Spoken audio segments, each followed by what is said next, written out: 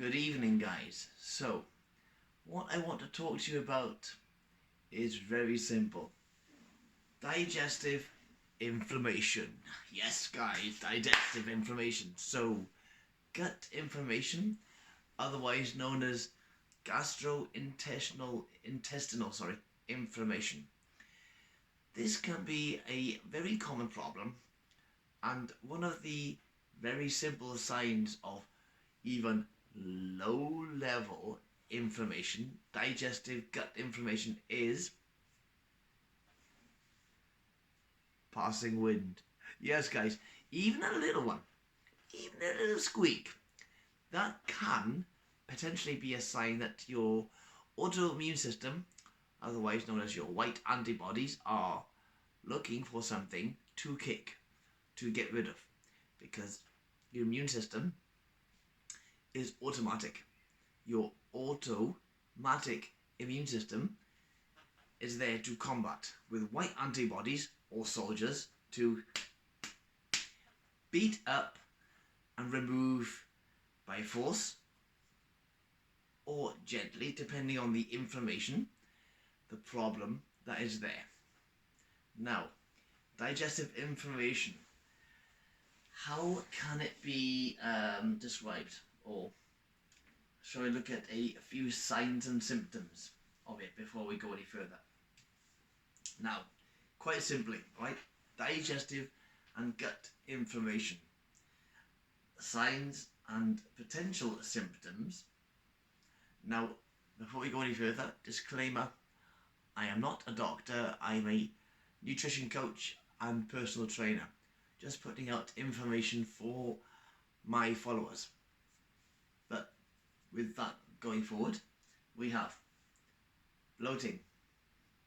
When your stomach is overextended, but it's not because you're hungry, you've got too much trapped wind, which has to come out in a form of going to the toilet a lot or not, depending, but you will have to pass wind because your body is just got too much trapped air in it. Not healthy, because that can lead to other problems, shall we say. Abdominal pain, cramping, or discomfort. Diarrhea or constipation. Basically, you can't go to the toilet or you can't stop going to the toilet. Gas, passing wind. Fatigue. Tiredness. Did you know that tiredness and fatigue are actually signs and symptoms of that as well? Oh, who knew, right, guys? Who knew? Yes. Brain fog. When you can't think clearly, your brain's mushy. Duh. Skin issues, acne, and potentially eczema. And food sensitivities. Yes, guys, if you are sensitive, you have caused or potentially caused an autoimmune reaction with your body. So, with that, how do we go forward combating such a thing? And also, what are the common causes? So before we go into the foods, which always help, some of the commonal commonal causes of gut inflammation are: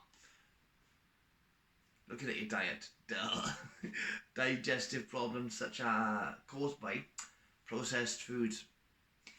Basically, if your food has got more than 4 or 5 ingredients in it, don't eat it, or try not to eat it if you can so avoid it, depending on your budget.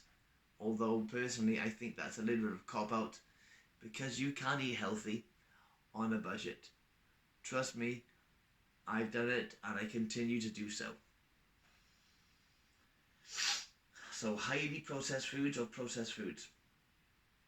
High sugar, high fructose corn syrup in America and other nations. Too much alcohol. Your ABV is going to cause a problem at some point. Too much of one thing is not good. Moderation, please. Food additives. So, E numbers, D numbers, F numbers, whatever numbers they are, letter-wise, right? E numbers, E4, E45, whatever the number is, right? E27, 26. They are red.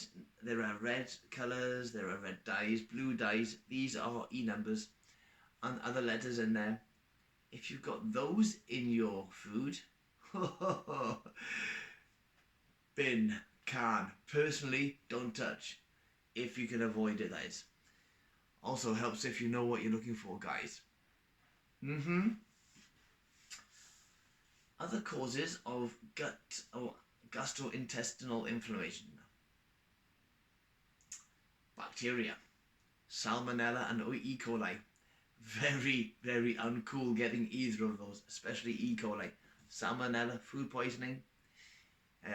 Otherwise known as severe diarrhea, I believe. Viral or parasitic infections. Now, not that common, but they can happen, right? Yeah, parasitic infections from flies, mosquitoes. Viral ones, to my knowledge, and I've had one once, I believe, was from water. Yes. Be careful where you get water. Make sure it's clean, guys, when you're drinking it, please. Don't want parasites or infections. Other potential problems creating gut inflammation.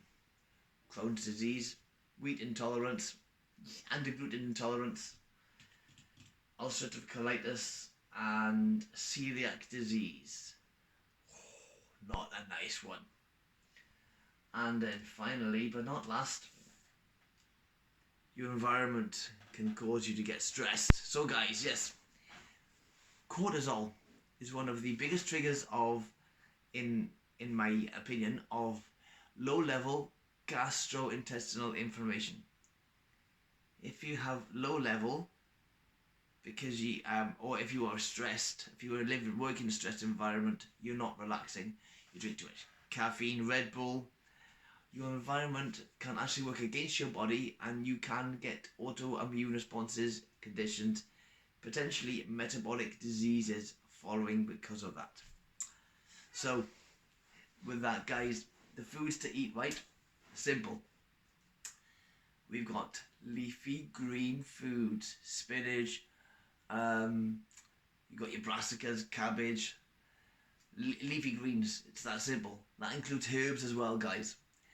Oily fish, not pan fried, in the oven roasted, preferably, pre-cooked possibly, but yes, salmon, haddock, herring, mackerel, also very good for the brain. Berries, and a variety of fruits such as figs and dates. So, it's that simple, guys. Right, if this video has been a blessing to you, what I want you to do is show some love. Don't forget to click like, share and subscribe to the channel. And for now, I want to say thank you to all my subscribers for following me, Joseph, the movement guy. I will see you in the next video soon.